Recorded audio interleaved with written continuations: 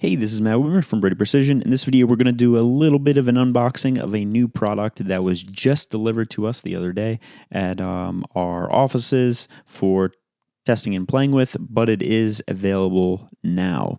So if you've ever tried this guy, the Phoenix Contact ILC 2050 BI, essentially what we're looking at here is a Jace with a whole bunch of extra secret sauce, not even really secret, but additional features and things that Phoenix has added outside of the standard hardware that you would get from Tritium.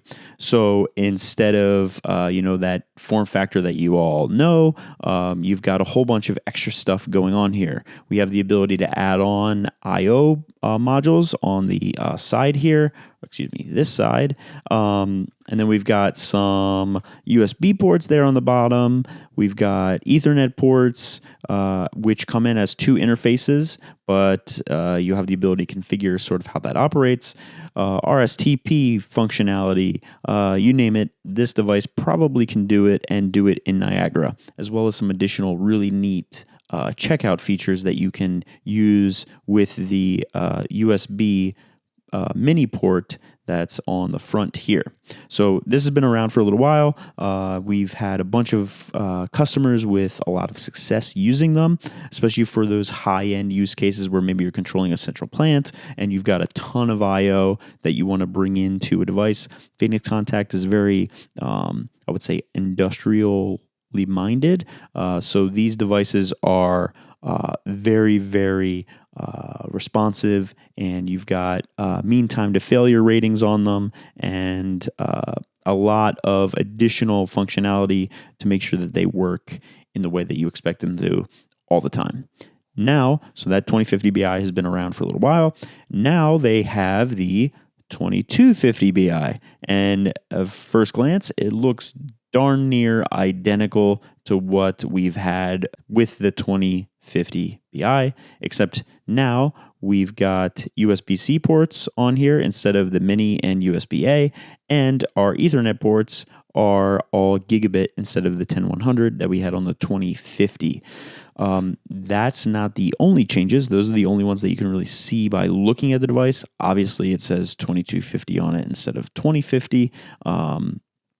But the big changes are inside, sort of like the change that we got from going from the Jace 8000 to the Jace 9000. We're looking at similar changes on the 2250. The 2050 had a ARM Cortex A8 with 1 gigahertz for its processor. On the 2250, we've got a quad-core ARM Cortex A53 that's at 1.6 gigahertz, so a significant increase in speed and performance that we can get out of that chip. And then for our RAM, we went from 1 gigabyte on the 2050, and we're now up to 2 gigabytes on the 2250. So we're doubling, as well as getting additional speed because it's a newer generation of RAM. And then our storage that's on the controller itself, what's called eMMC. On the 2050, we had 1.8 gigabytes, and on the 2250, we have 5 gigabytes. The 2250 also changes some of its handling of non-volatile RAM, so where things can be stored in case you lose power. Now we're using NVRAM to make that happen, whereas on the 2050, they used SRAM that was buffered, because SRAM inherently is not non-volatile. If it loses power, it loses its data that's being stored there, but it was buffered for 5 days. So now we have true non-volatile RAM, and it's the same amount of space that we have, 512 kilobytes on both of them. And then we have additional power reserve for our real-time clock. So on the 2250, we've now got 20 days of power for that real-time clock. And on the 2050, we only had 5 days. As I mentioned, our Ethernet is now gigabit instead of 10100. And our USB is now USB-C for the on-the-go or OTG. And then you can access some configuration and checkout web pages that are being hosted on the controller itself.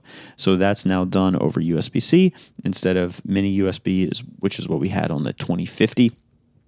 And then we still have our SD card as a functionality that you could use if you wanted to. They don't come with micro SD cards, but that is still available for us.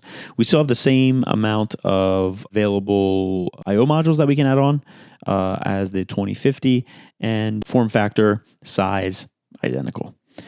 So we are working on getting them in stock at our offices and warehouse in Philadelphia, but Phoenix Contact does have them in the United States now, and they are ready to order.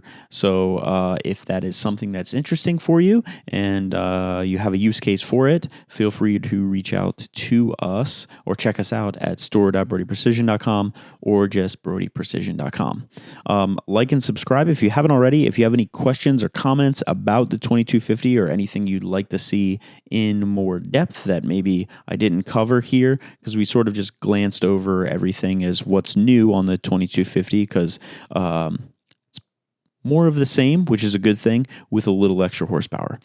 So we'll see you in the next video. Thanks as always for watching, and thanks.